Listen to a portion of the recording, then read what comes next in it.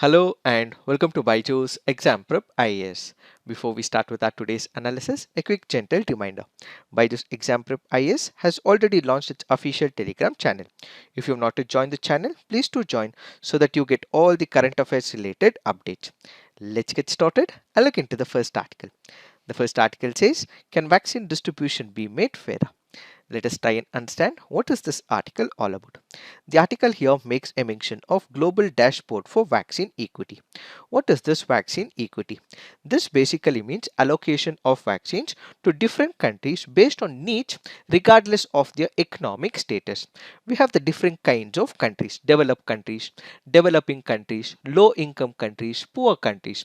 Irrespective of what the economic status of that country is, if vaccine is given to a country and its people, irrespective of the economic status, that is what is called as the vaccine equity.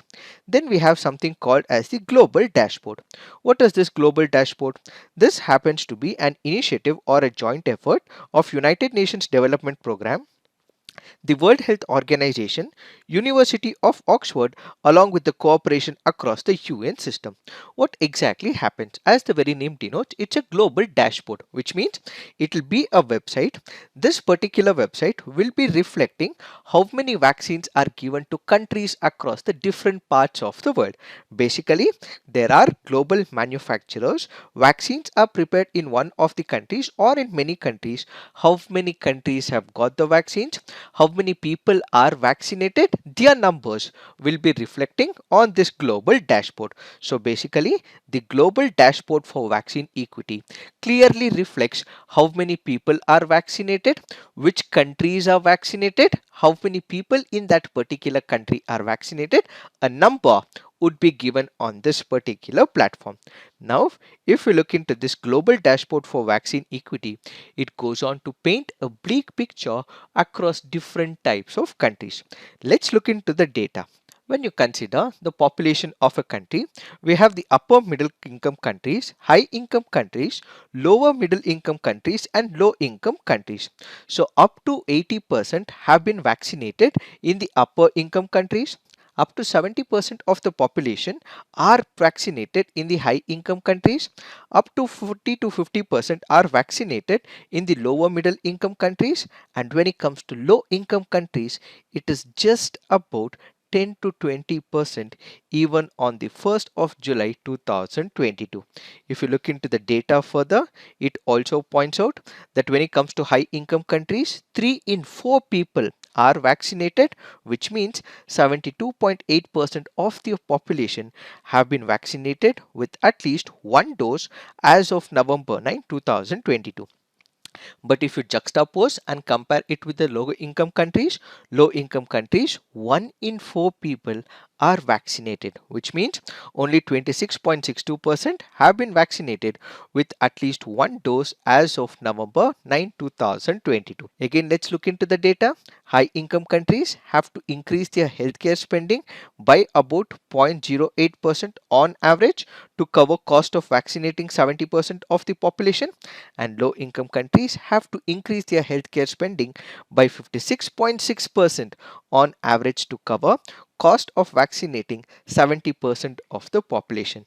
This clearly goes on to project for providing vaccines in the developing countries. They had to shell out very less money because they already had the existing infrastructure. But when it comes to the low income countries, they had to spend far more to provide the vaccines because they did not have the existing infrastructure. So this vaccine equity dashboard clearly pictures that the low income countries are not able to get suitable amount of vaccines for their people. We have something called as the prioritization. What is this prioritization? Let's say, for example, who are the people who are directly with the patients? We have the doctors, we also have the nurses, we also have the people who take care of them. It is these people who have to be vaccinated, and these are called as the priority sector when it comes to the vaccination. Ideally, these people should have been vaccinated across the length and breadth of the world, but that is not happening. Why? That is because vaccine production was insufficient to meet the global demand. Initially, when you look at how vaccines were produced, it was only produced with minimal numbers. So it was given to the prioritized sector. But this prioritization sector was given mostly in the developed countries and not in the developing and the low income countries. That's the first point. The second point is that developed countries also had exclusive bilateral deals for their domestic population. What do we understand by this? This is called as vaccine nationalism. What is this vaccine nationalism? This basically means there are companies or industries which are building up the vaccines. So what does United States of America do, or what does, let's say, United Kingdom do, or let's say what does India do? What it will do is it will directly enter into contract with that particular company which is in the process of producing the vaccine, and as a result most of these vaccines are procured by this home country only for its own population. Even in India as well, after a considerable period of time, initially after the first wave what we had was the vaccine maitri. What is this vaccine maitri? This is also called as the vaccine diplomacy, where India was exporting all these vaccines from India to different other countries, let's say for example in Africa and many other countries as well. But once when the COVID wave 2 intensified, India also stopped the export of these vaccines. So everything was concentrated on the domestic circles rather than on the prioritization. So the second major problem is exclusive bilateral deals for their domestic population. The third happens to be two-track pandemic with booster COVID-19 vaccinations proliferating in the high-income countries. What do we understand by this? As the second wave intensified, what these companies and the organizations and the countries realized was that the developing countries were not getting this first dose, but you had the developed countries which were getting their second doses as well. We know for the fact that since COVID-19 second wave intensified, large number of people were passing away and the immunity that was provided by the first vaccine was not up to the mark. So these people were provided the second dose of the vaccine while the low income countries did not even get the first dose as well. This is the bleak picture with respect to the vaccine equity. So this article currently goes on to say that there have been some of the efforts that have been taken in the past and some of the efforts have also been unsuccessful as well. What are some of the attempts that have been unsuccessful? Efforts were initiated to waive the intellectual property protection for the COVID-19 range of therapeutics and vaccines. You had India, you also had South Africa as well. They did come up with a proposal in the World Trade Organization that we have the vaccines, we have number of tablets, we have the drugs, we also have therapeutics as well. All these will have to be waived off the intellectual property.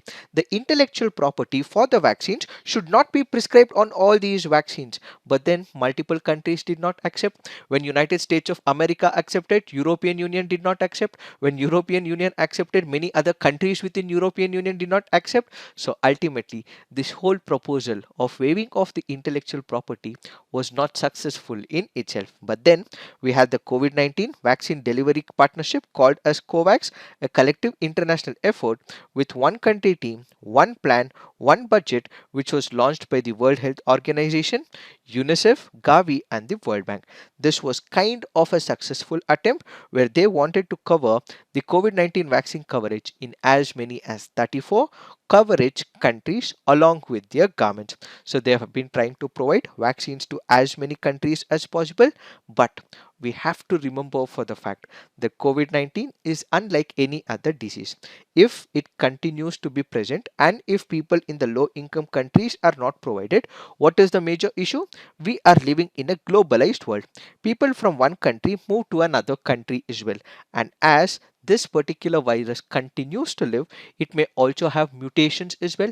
And if continues to have mutations, then what we need to continuously keep boosting is the vaccine upgrade as well. So only if the world community ends this COVID-19 issue, that is when all of us will be happy. So the point to be noted is that we have to make sure that this is completely eliminated, and so the low income countries will also have to be vaccinated as well.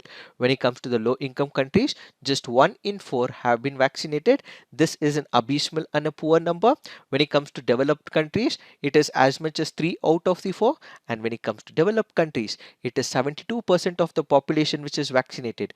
When it comes to these developing and the low income countries, it is as much as 26%. So this basically means that there is a large scale difference, and this difference has to be eliminated. So every citizen, irrespective of what the economic status of the country is, irrespective of what an individual looks for, irrespective of whether he has the capability or not, access to these vaccines will have to be provided, and every country will have to take due care so that we can bring an end to this vaccine inequality.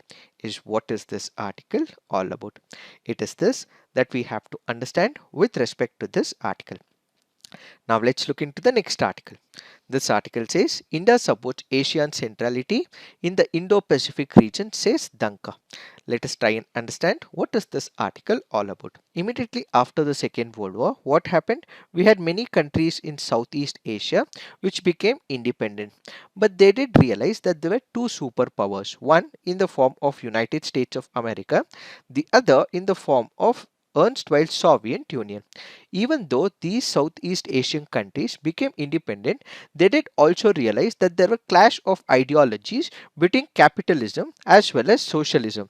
So in order to prevent the indirect capture of power by United States of America and the Soviet Union, these Southeast Asian countries decided that we did not want any interference from these superpowers in the form of neo-colonialism. So where they'll be imposing their ideology on these countries. In order to prevent it, in order to make sure that if there is a dispute between these Southeast countries, they will be able to amicably settle amongst themselves. They did not want any kind of interference, and as a result, what they established is called as the ASEAN. So remember, in order to make sure that all the internal disturbances, any issues between the countries, they came up with a platform called as ASEAN. Initially, you had number of disputes between the Southeast Asian countries. Let's say, for example, Indonesia and Malaysia had conflict with respect to the Borneo Islands as well. Vietnam War was also about the involvement of capitalism and socialism, where countries were trying to put in their own sort of ideology to prevent it completely. There were about 5 countries who came up with what is called as the Bangkok Declaration. So with the establishment of the Bangkok Declaration, they established one of the organizations called as the ASEAN. So it was 5 countries which came together, and this included Indonesia, Malaysia, Philippines, Singapore and Thailand. So these countries came together and they initially formed what is called as the ASEAN. Over a period of time, this further expanded. This included Brunei, Cambodia, Laos, Myanmar and Vietnam. And today, ASEAN has as many as 10 members. So the idea was to prevent external interference in the disputes between these countries, and at the same time, they wanted to safeguard their territorial sovereignty as well as integrity. What is the motto of ASEAN? The motto of ASEAN happens to be one vision, one identity and one community. As part of the assignment, please put on the comment section, where is the headquarters of ASEAN located? Please put it on the comment section. Then they came up with what is called as the ASEAN way. What is this ASEAN way? This basically means that they have to come up with a methodology or an approach to solve all the problems that emanate within these countries, to which what they came up with is called as the Treaty of Amity and Cooperation. So to define what this ASEAN way is, they come up with the Treaty of Amity and Cooperation. What is this Treaty of Amity and Cooperation? Let's say, for example, between India and China, what we have is called as the Panchashil Treaty that happened in the 1950s. Similar to that, these countries came up together and they called this treaty as the Treaty of Amity and Cooperation, which means they will not interfere in the internal affairs of one another. They will not use threat or use of force to settle the differences. They will settle all their disputes by the peaceful means. They will effectively cooperate cooperate among themselves. They will mutually respect each other's independence, sovereignty, equality, territorial integrity, and national identity. And at the same time, they will not allow any external interference, subversion, or coercion. Is the very idea of the Treaty of Amity and Cooperation. Now the question is, when did India started cooperating with the ASEAN? We have to go back to the 1990s. India came up with a policy what is called as the Look East policy. In line with its Look East policy, India started cooperating with the ASEAN. As part of the ASEAN, we have what is called as the India ASEAN Summit. So the India ASEAN Summit is one of the summits that takes place every year annually. This happens to be an important annual event, and what does it do? It provides an opportunity. It provides window of opportunity and a platform for India and ASEAN countries to engage at the highest level. Now we have the Vice President of India who has attended this India ASEAN Summit. So in the 19th Asian India Summit in Cambodia, the Vice President has gone on to iterate that India supports ASEAN centrality in the evolving regional architecture in the Indo-Pacific region. During the summit, the delegations declared establishment of ASEAN-India comprehensive strategic partnership and reaffirmed the importance of freedom of navigation and overflight in the strategically important region. So they went on to emphasize that we have the Indo-Pacific region. No country would be able to interfere, and every other country should be able to freely pass its shipments in this particular region. What have been the major outcomes of the India ASEAN Summit? When we look into this particular summit, a joint statement was issued on the occasion which recognized the importance of unimpeded lawful maritime commerce, saying that disputes should be resolved by following universally recognized principles of international law, including the 1982 United Nations Convention on the Law of the Seas, relevant standards and recommended practices by International Aviation Organization and the International Maritime Organization. This basically means it's an indirect reference to China. What exactly happens with China? China wakes up on an alternative day. It says that we in China believe in what is called as the historical map. China draws its own map and it ultimately concludes that this is the map of historical China. So this part belongs to China. This particular water area or the island belongs to China. But in the modern system, that does not work that way. So in an indirect reference to China, all that they are trying to say is that if there is any dispute, one such dispute is with respect to the South China Sea issue. Many countries have issues with respect to South China Sea with China as it has captured number of islands. So these countries have opposed in the past as well. There have been judgments which have been passed by the international organizations as well, but China does not accept any of these judgments, primarily because it believes in the so-called historical mapping. So in a reiteration of all these countries, they have said that when it comes to the international order has to be accepted by China, is the indirect reference given as part of this outcome. Both sides also agreed to intensify maritime cooperation, including anti-piracy operations, armed robbery against ships, maritime safety, search and rescue operations, humanitarian assistance, and emergency response and relief.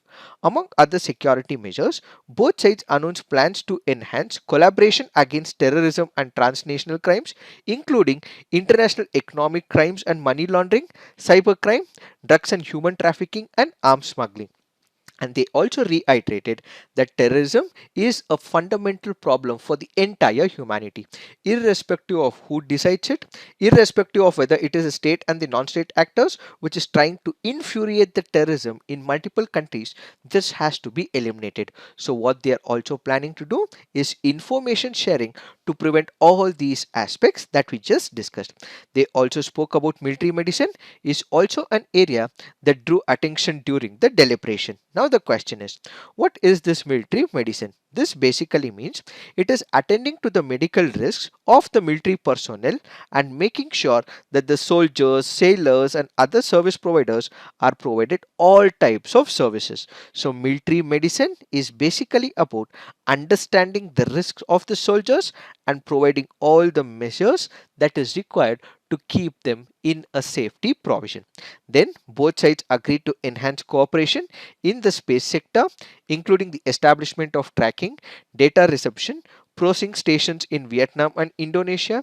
India and ASEAN agreed to expedite the review of ASEAN-India trade in goods agreement to render it trade facilitative. Both sides also agreed to deepen cooperation in the digitally supported agriculture sector to ensure a future ready, resilient, sustainable food supply. As part of maintaining ASEAN-centrality, the two sides reaffirmed the importance of deepening dialogue and coordination through ASEAN led mechanisms, including the ASEAN India Summit, the East Asia Summit, the Post Ministerial Conference with India, the ASEAN Regional Forum, Asian Defense Ministers Meeting Plus, the expanded Asian Maritime Forum. These are number of agreements, and we have the discussions and deliberations that have been made between India and ASEAN in the India ASEAN Summit, which happens on an annual platform. We have another day's meeting which will conclude today. We will take them more elaborately in our future lectures. However, we already have a complete picture of the ASEAN in one of our videos recorded as part of the knowledge series. Kindly look into it to understand what is this ASEAN all about. Now let's look into the next article. This article says recharging groundwater by water harvesting measures. The article here is speaking about the use of the groundwater. When we look into the data, most of the countries make use of the groundwater for irrigation purposes, for industrial activities and agriculture, household, so on and so forth. If we look into India, India is the world's largest groundwater user. Nearly 250 cubic kilometer was taken out in 2017. About 90% of this was used for irrigation. The rest went to the towns and the villages.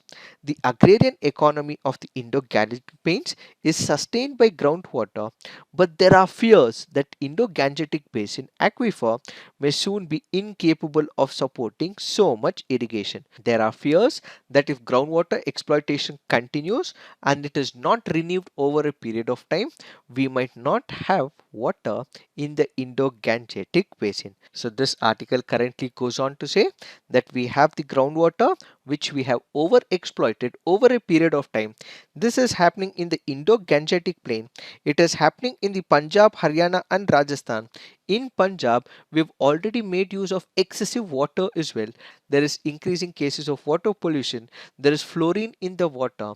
So what we have to look at is avenues where we can ensure that there is sustainable use of the groundwater. If we look into the evidence that we have, satellite gravimetry has provided convincing evidence in support of alarming rates of groundwater depletion. The data are reinforced with local level water table measurements in wells. The average rate of groundwater decline in this part of India has been 1.4 centimeter per year in this century. Depletion is so acute in regions where groundwater has even become brackish. So how do we make it a sustainable approach? How do we ensure that we have enough amount of groundwater? For which what the author suggests is that aquifers are recharged with water from the rainfall and the rivers. Post independence, India saw an increase in the construction of canals for the distributing water. These canals leaked water and this augmented the water level. So one of the options that India can explore is increased construction of the canals, dams in and around that particular area. There is replenishment of the groundwater. An important factor contributing to the good health of the aquifers in some parts of our country is community-based movements to recharge groundwater. What is this community-based movement? Basically, people realize that they have to safeguard the water because it is these people who will be using the water. So they all come up together. They discuss as to how they have to safeguard the groundwater. One such example is in the semi-arid regions of Saurashtra. Here thousands of small and large check dams have been built across seasonal rivers and streams. These slow the flow of water, contribute to groundwater recharge as well as to check soil erosion as well. In villages, bori bunds are built, which are essentially sand-filled bags placed in the path of rainwater runoffs. These are some of the measures that have been taken to make sure that groundwater is used in a sustainable manner. And when it comes to Bengaluru, how does the recharge of the groundwater take place? That is through the leaks in the water distribution pipes. So this article here is primarily focusing on groundwater recharge, how it happens in multiple cities and regions across the length and the breadth of the country. This can act as fodder for your mains examination. Now let's look into the next article. This article says scientists assess loss of ice from the Greenland ice stream. Let us try and understand what is this article all about. This article currently goes on to say future ice from the northeast Greenland ice stream, part of the Greenland ice sheet, could cause sea levels to rise up to 15.5 mm by the year 2100, according to a study published in journal Nature. This rise is equivalent of the entirety of the Greenland's ice sheet contribution to sea level rise over the past 50 years. The northeast Greenland ice stream comprises a fast flowing main trunk that drains approximately 12% of the entire Greenland ice sheet. What exactly do we understand by this article? Recently, there were a group of scientists or the researchers who tried to understand what would be the impact of ice melting in the Greenland.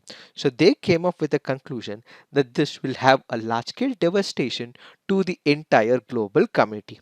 According to the authors who conducted this particular study, they go on to say that extensive speeding up and thinning of the ice may have triggered the collapse of this ice shelf, and at the same time the northern Greenland ice stream thinned by about 2 to 3 meters between 100 to 200 kilometer upstream, and they suggest that this will continue to happen at a greater pace, and as a result what we will witness is increase in the sea level. And whenever there is sea level rise, what would happen?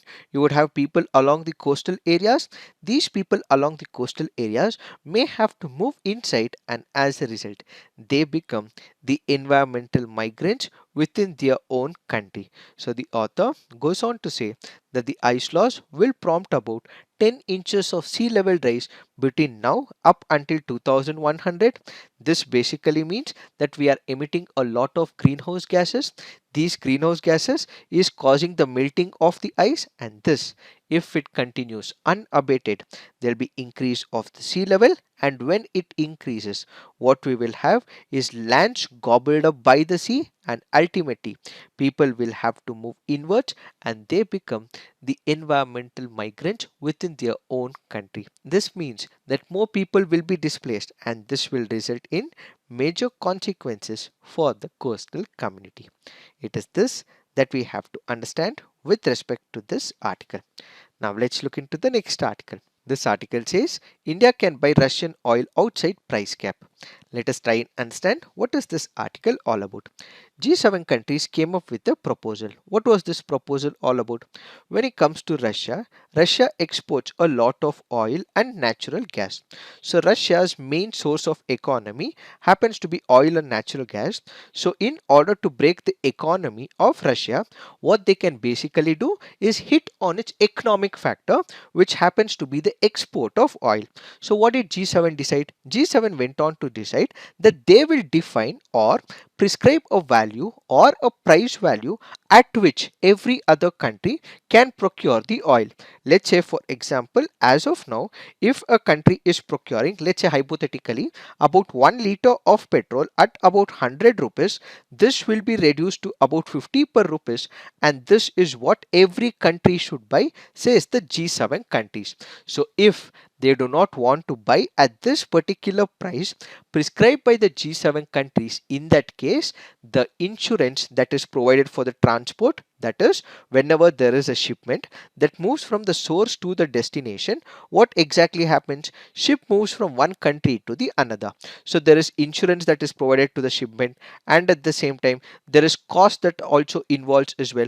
All of this is taken care by the Western countries. If these countries do not want to buy the petrol or the oil from Russia at the price designated by the G7 countries, in that case they may go ahead and buy it at whatever price they wish to, but the insurance and other facilities will not be provided by the Western countries, said the earlier notification. Currently, this article goes on to say that United States of America has confirmed that if India so decides to buy petrol or oil from Russia at any price that they wish to, in that case insurance will not be provided by the Western countries. So it goes on to say that United States of America is happy for India to continue buying as much oil as it wants, including at prices above a G7 imposed price, if it steers clear of the Western insurance, finance and maritime services bound by the cap, said the United States of America.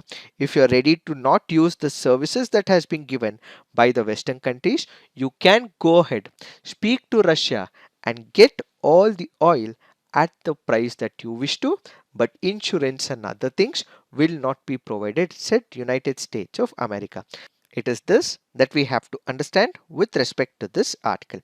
Now let's look into the next article. This article says Supreme Court judgment provides impetus for states looking to breach quota ceiling.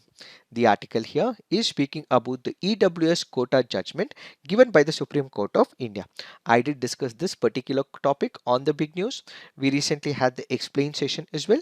We will not be discussing this article, but in brief, what this article currently goes on to say is that since the Supreme Court of India has delivered this judgment, it also means there is a breach of 50% that has been set by the Indra Savni judgment. So in the near future, many other states can also breach it as well. We already have the state of Tamil Nadu where the percentage is about 69%. Maharashtra had also come up with a proposal where it has been quashed by the Supreme Court, which was more than 50%. But now with this particular judgment passed by the Supreme Court, there will be many more states who will come up with the proposal. As a result, it will open up the Pandora's box and we may have to see how the Supreme Court will proceed in the near future, is what is this article all about. Now let's look into the mains practice questions. Why is the World Health Organization calling for urgent steps to ensure low income countries have access to the COVID-19 vaccine? India's relationship with ASEAN remains one of the cornerstones of our foreign policy and the very foundation of our Look East policy. In the light of the statement, analyze the significance of the India-ASEAN Summit. So please write all your answers on the comment section, peer review, and do give positive feedback to your friends' answers. So this is it for today. Thank you for watching. All the best.